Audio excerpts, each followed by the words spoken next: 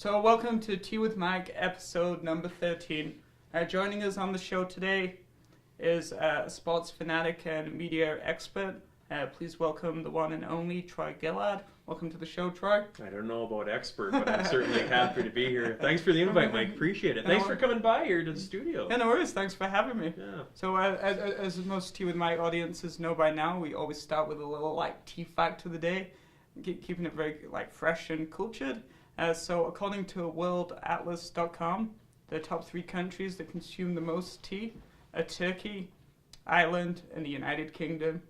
Top 3. Makes sense. Yeah. Turkey's kind of the outlier among those 3. Yeah, you wouldn't say that. I wouldn't have guessed that they were number 1. I thought it might be the United Kingdom. Well, or even India, where tea is originally from, right? Yeah. Or China, the old saying, for all the tea in China, right? As it goes. Yeah, I've already learned something today. That's great. It's awesome. It's good to learn. So, Troy, how much of a tea lover are you? You know what? I don't drink as much regular tea as I should, but I'm a huge iced tea fan. I like iced tea once in a while, and I also like hard iced tea, as it were, and even some of the local stuff. I don't know, are you a Troubled Monk fan at all? Have you sampled? No, should I? They have a wonderful craft brewed hard iced tea that I think you'd quite enjoy. Okay. Very much tastes like the real thing, just with a little extra kick. Nice. We'll do a summer edition of Tea with Mike live at Troubled Monk. I like it. So just for you, the hard teas, the colder teas versus the hot teas? More often than not, tea is a good feel better remedy when you're obviously not on the up and up health wise, as it were. But iced tea is kind of one of my go-tos. What have you got? Is nice right Just now. water here today, but iced tea on the side. Nice. So Troy, tell the kind of the Tea with Mike audience that might not know who you are, just a little bit about yourself, because this is a global audience. I have fans in England and across the globe too. Fans worldwide. I like it. Yeah. Well, hi to everyone watching in England. I'm very much excited to be here. I grew up in central Alberta. I was born in Red Deer in 1980. Grew up not far outside of town in the small village of Clive, Alberta. I went to high school in Lacombe. I have been in local media for 13 years now. I did my schooling down at SAID in Calgary from 04 to 06.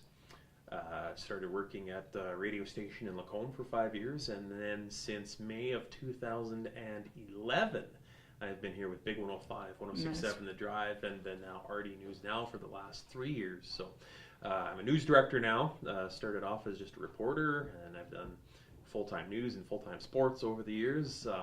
Obviously a big sports fan, as you've alluded to a few times, but I'm a news director, so I have my hands in a lot of different areas, and as you could probably imagine, in a city of 100,000 plus, and then all the other residents around here, it's never a dull moment in the local news scene. Oh, just touching on that a little bit more, what do you enjoy most about coming to work each day? Each day is different, because I'll walk into this newsroom and I'll have a bit of an idea what we're going to be doing for the day, but things evolve from the moment you walk in the door to the moment you walk out of the door at the end of the day. Our news lineups are evolving almost by the minute, and there's not a lot of reporters even in my newsroom. We're a busy crew of 4, 5, sometimes 5 guys, and there's lots going on. So it's a challenge for us to try and keep up with everything that's going on, and we can't keep up with everything, obviously. But there's always something new and fresh for us. We're never bored around here. So how much do you guys, as a kind of tool, keep an eye on social media as a source to hearing what's happening around the city? It goes 2 ways. Social media is a source for us to find out what's going around in the city, because we do admittedly get story ideas from people posting things or some of the different pages around the area. But almost as important, even more important for us, is we use social media to get our stuff out to the masses. So a lot of people, like rdnewsnow.com has been around for just about 3 years. And as we go month by month, Mike, more people are going right to the website, but still a big bulk of our traffic is generated from our social media posts. So when we share our stories to Facebook, people click on them, and that's where we get a big bulk of our audience from. And yeah, we do obviously get a good number of story ideas from social media, in addition to the ones that we generate you go out here. And find, right? Yeah, for sure. Nice. So do you all have a hand in finding this news, kind of through social media? Are you just watching the feeds as they pop up, or are you a little bit more like is it a little bit more structured than just like random like scrolling through news feeds? Yeah, there's a few different locations on Facebook and Twitter that we check fairly often, and there's some good stuff that comes from there. And then when people reach out to us with a tweet or a Facebook message or even still an email or a phone call, people still use telephones to let us know what's going on in this community. Yeah, for sure.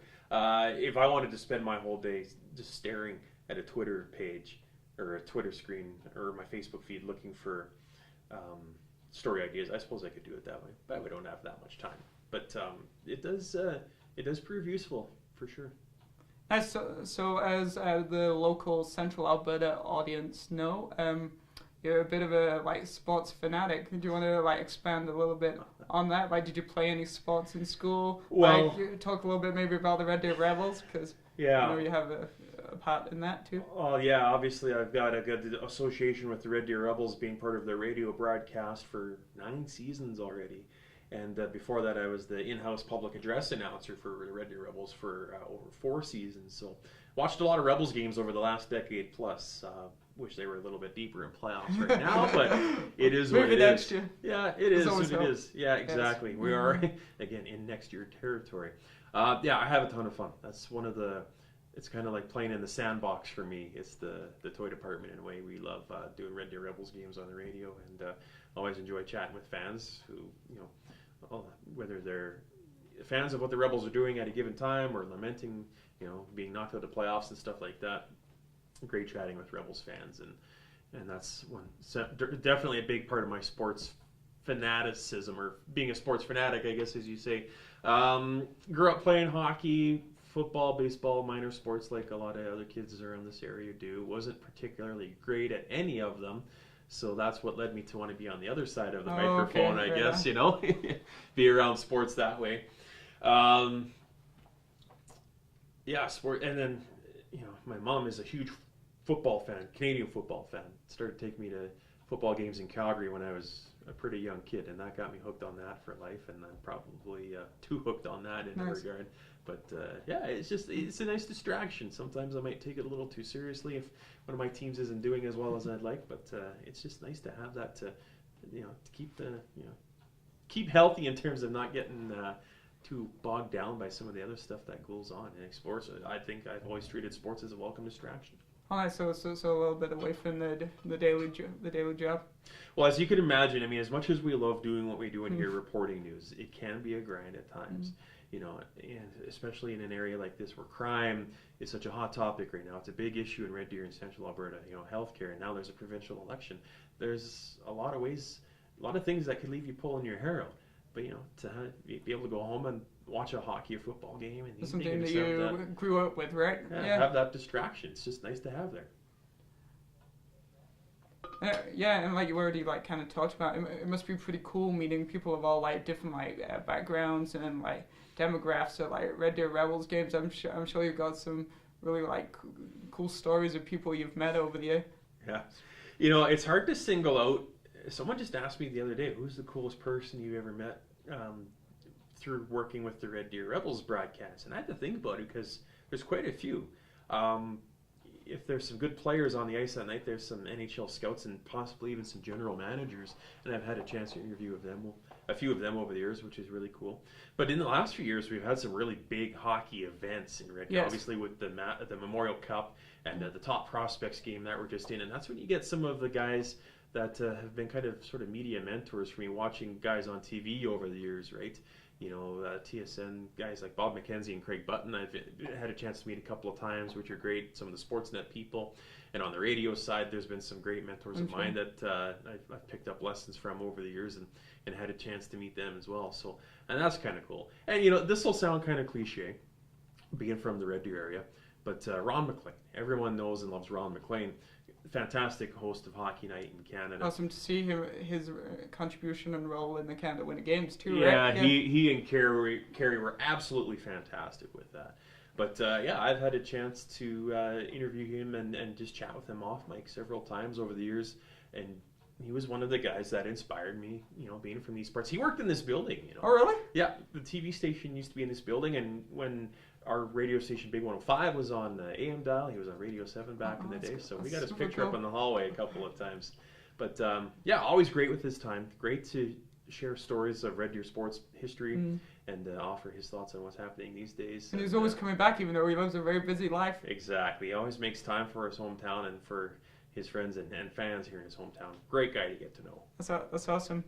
So when I was digging into a little bit into your past, I saw that, like, once upon a time, and you mentioned off air that you kind of still do, you have your own podcast a little bit? Yeah, More on Sports is a daily sports feature on 106.7 The Drive where we tee up some of the things that are happening locally, and it's kind of had a few sort of lifestyles over the years. It started out as a radio sports talk show on The Drive many years ago, and then a few years ago I rebooted it as a podcast just because I, like you, wanted to test my skills a little bit and try my hand at podcasting. And we did it for a year and a bit. You know, More on Sports was something we put together on a weekly basis, myself and a co-host and sports guest. We would talk a lot about the local scene, Red Deer and Central Alberta, but also just rapping about other things that was happening in the sports scene at the time. And I guess perhaps my favorite part of that podcast, and maybe those episodes are still out in cyberspace. I don't know. I'm going to go look after the show. Exactly. And I'll let you know. The name was More on Sports, More on Sports. But of course, when you say it real fast, it sounds like More on Sports. So we had a feature in that podcast called the Moron of the Week. And we would finish off every episode, 5 minutes talking about people that were doing stupid things, just moronic things in the sports landscape. So I was still, even today, my favorite part of that podcast was being able to talk about the moron of the week and give them unofficial honors at the end of each show. Nice. What did that kind of range from? Was it like hockey players fighting on the ice for no apparent hockey reason? Players? Well, people making a mistake on the ice. Well, not even just hockey. I mean, athletes doing dumb things on or off the field of play. If it was making news in that particular week, we would make fun of them accordingly. Nice. That's funny. Cool. It was nice to learn a little bit more about your podcast. So obviously, as many people know, you work in the industry of the media. As we know, as technology and the media has developed over time, from the good old days of the newspaper, which still exists, to this more like current like digital platform. Yeah. Like in your experience working in the industry for 13 years, how much has the world of media changed? Oh boy, unbelievable. This will make you laugh. When I was taking my broadcast training in Calgary starting in 2004, we were still learning how to use the reel-to-reel machine. Oh, ours was the last ever class where you had to thread the reel from one spool. That film reel? Yeah. Well, the audio reel. Oh, the audio reel. And then we had to record audio onto this reel. That's only 13 years ago. Admittedly, we were the last ones to have to learn how to do that in our particular program, but it just shows how far even there things have come. When I took my journalism training for those 2 years, we didn't have our own news website at school. We just did news for our campus radio station and for our TV news that we did once a week. Online news rating wasn't even really a thing in that program now. So the fact that my job has evolved to the point where I'm running a website that's exclusively digital news, written stories and video features and that kind of thing, it just blows my mind at how far along it's come. To the fact where, like, I used to carry around a giant audio recorder that was about the size of this microphone, and then I had a cord on it and a microphone on the end. With lots of cable. To record my audio interviews. Now, I have an app on my cell phone. I flip it around, I have an MP3 recorder on here, and that's how I record things now. So just the technological evolution, like you say. The fact that I'm sitting here with you, on a video camera 5 feet away, recording a video podcast, that's not really anything I ever expected to do, 13, even 10 years ago. So nice answer. So, could you expand a little bit on the role that like video plays today in the world of like media versus like back however many years ago when it used to just be like hardcore reporting and then you see it like a written piece in the newspaper. Well, even for us, although we have this wonderful video technology that we're using today, the written piece is still the essential part of our journalism here. The video pieces that we incorporate with our stories are very much an accentuating piece, because just tracking our numbers through analytics, say if 5,000 people click on a news story, maybe 1 in 10 of them are going to watch the 60-second video that are going with it. Some will watch part of it, but overwhelmingly still people read the most important details from the written piece and get their news content that way. So as much as we love, it's fun for us to be able to take the camera out and cut video. Yeah. And sometimes we do get some footage and some stories that, draw a lot of views and that kind of thing, but still the most important thing, even though all that technology is part of our job now, is writing good quality news writing and having strong content inside of it. And so just to kind of like summarize, you're saying the writing and the content is the most critical part of media, and then everything else that's evolved over time, like the technology, the video and stuff, that's just the distribution methods kind of change. Yeah, like for example, like we were talking off mic earlier, how this podcast is going to look really cool because we're using a professional camera and the mics and all that stuff. But I mean, it's the content that matters. I mean, if we're sitting here having a conversation that no one cares about, well, then sure, it's going to look good, but no one's going to see it. No one's going to tune in and watch it later. Yeah, content is key, and especially with us being in the news business, we have to have credible, local, timely content out there. If we don't have those things, we're toast. You're just another piece in the world of like digital noise, right? Exactly. You get lost in the noise. And there's a lot of it. There is, yeah, and that's something else I was going to touch on too. When we were talking about social media, how it helps us, admittedly, it also makes our life more difficult. Because if there's a breaking situation, a police situation, for example, in Red Deer, and people are commenting on Facebook pages and sharing pictures and stuff before we get the chance to get that information firsthand from RCMP, then all of a sudden there's a lot of things that we have to filter through before we publish our stuff there too. So social media, definitely a blessing and a curse. At the same time. At the same time. Nice.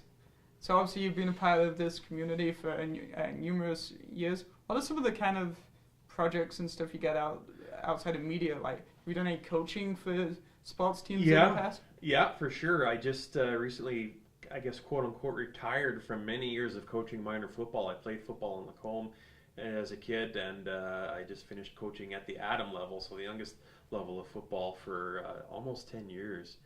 Coached a little bit with high school when I was younger as well, so I'm really going to miss that, but I really enjoyed doing it, obviously. Some of the other non-media things, well, I'm a Rotarian. Okay. Absolutely. Red Deer Urban Spirits Club of Red Deer, Rotary Club of Red Deer. So I'm heading into my 3rd year of that. Nice. So that's pretty new to me. If you're asking me 13 years ago, did I expect to be a Rotarian? No, probably not. But I've got a group of really fun part of a real fun group of people, and we do a lot of fun work in the community. So there's that for sure. And I don't know if you saw this, but last year I put my pride on the line by taking part in the Celebrity Dance-Off. Yes, absolutely. Yeah. Apparently the video is out there. I haven't watched it yet. I have seen you. Oh, good. Yeah. Well, you should have told me that beforehand. I wouldn't have done this interview. No, I kid. No, but that's, in terms of community involvement, that's definitely the most out of my comfort zone thing I've done in a long, long time. Spending several months learning how to do what amounts to a 2-minute dance routine in front of 1,000 people. It's just... I'm glad I did it. It was very nerve-wracking at times. It's a good cause. Yeah, exactly. I myself, I worked it for a couple of years, worked for one of the audio-visual companies that puts it on. Yeah. So I definitely saw firsthand the amount of effort, time, and commitment on a lot of different people's parts to make it happen. Big production, a lot of work that goes into it. I got a lot of wonderful, a lot of warm wishes. It wasn't easy, but I'm definitely glad I did it. So going back to your days coaching football, what did you really enjoy about doing that? And how is working with younger people rewarding or not, or the challenges? Yeah, I love working, helping people learn things, obviously, and coaching Adam football, because the uniqueness of that was these were all kids who had, I say, they really didn't have any choice but to listen to us, because we were showing them how to play it for the first time. It's not like hockey sticks where you're playing in your driveway before you learn how to skate. Football is obviously a pretty intense sport at times, although we tried to make it as fun as possible.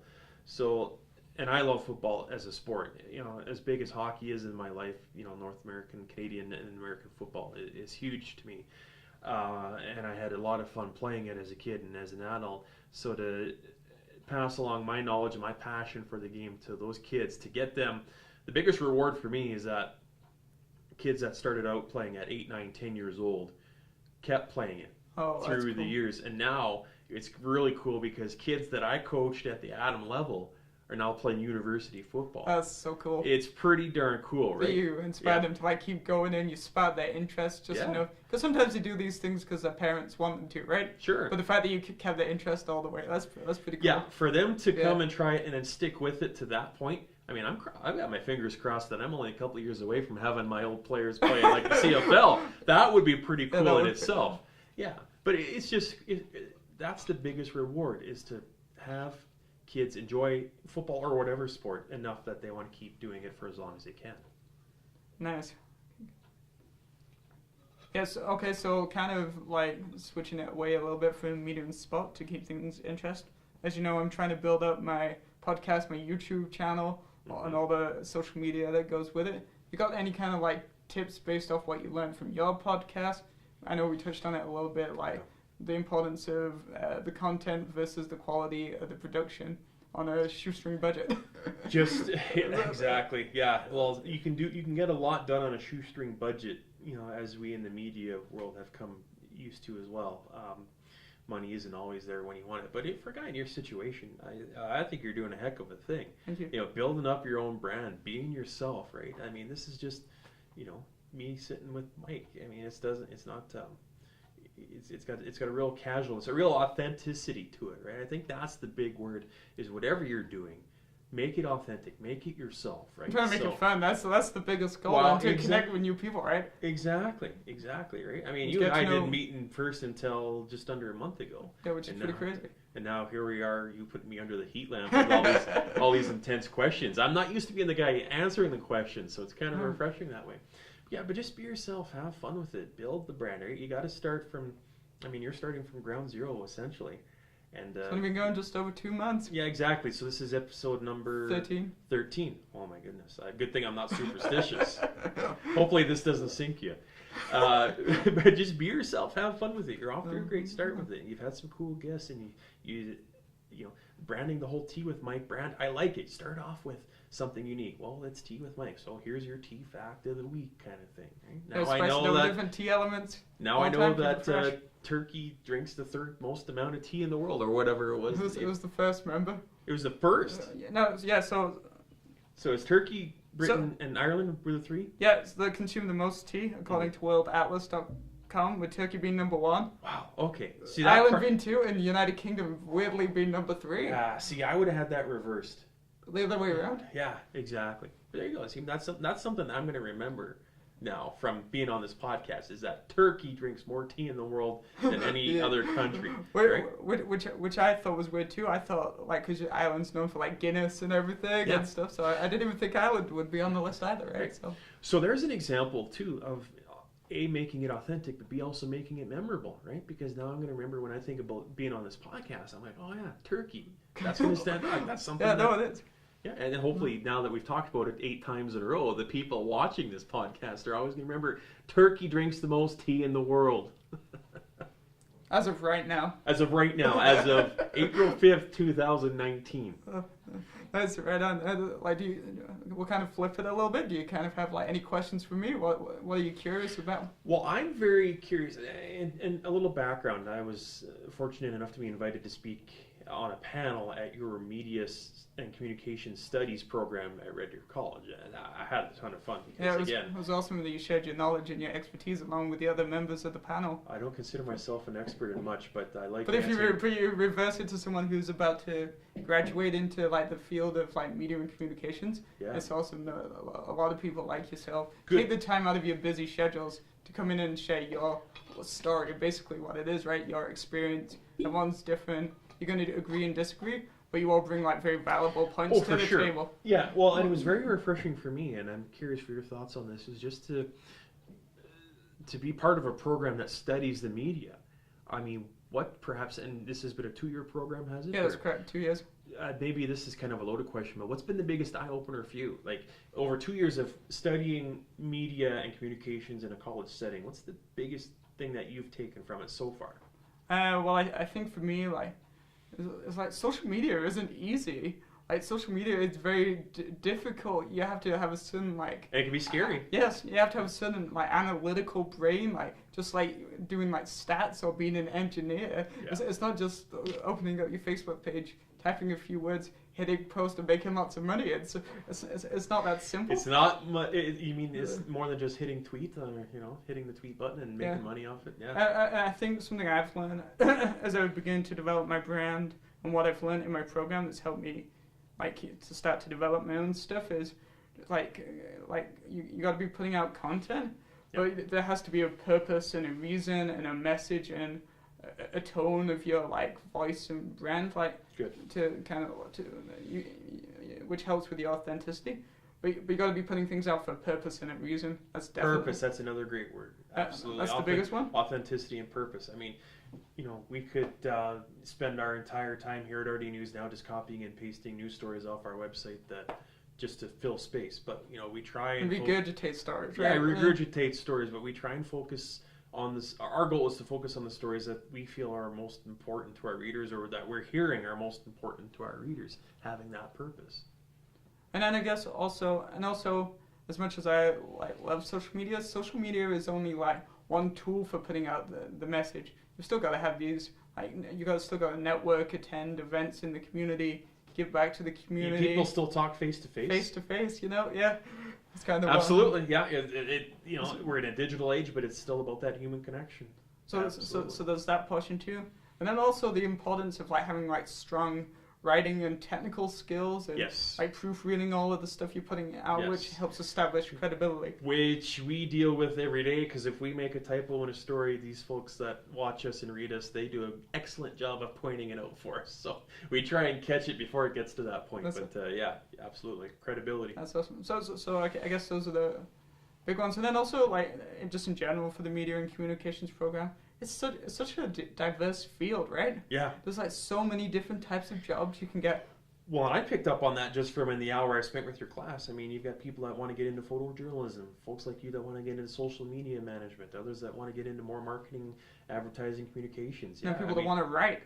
Yeah, absolutely. And Dusty, who's in our class, he wants to be his own like book publisher eventually and write his stories, as you know, and stuff. So awesome. I get all the different like diverse like fields.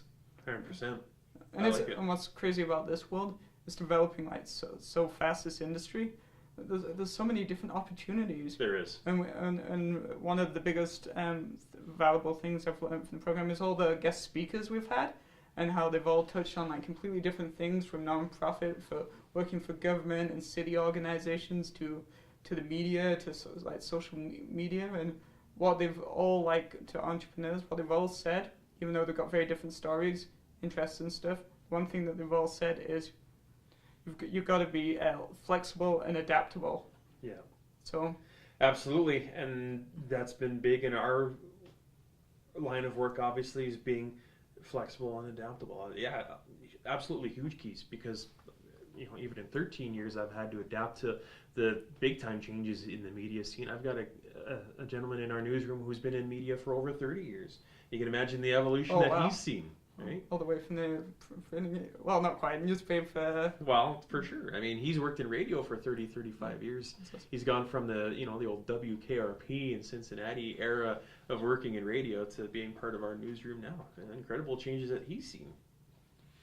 Awesome. Well, Troy, thanks so much for being on this show today. Hey, thanks for the invite. This is I genuinely enjoy this. It's always refreshing to be on the other side of the interview once in a while.